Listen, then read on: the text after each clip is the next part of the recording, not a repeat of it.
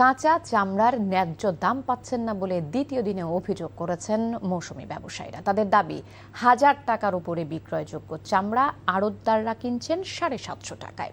রাজধানীর পোস্তার আড়ত মালিকরা জানান, লবণজাত শ্রমিকদের বেতন বাবদ প্রতি পিস চামড়ার পেছনে খরচ হবে 350 টাকা।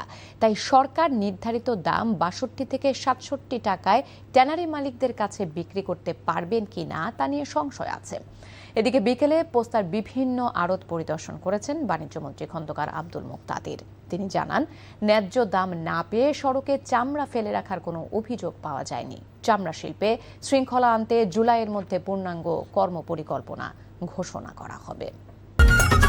ঈদ লাগছে মনে, খুশির জোয়ার সবখানে, আর ঈদ লাগছে মনে, বিকাশ পেমেন্ট সবখানে।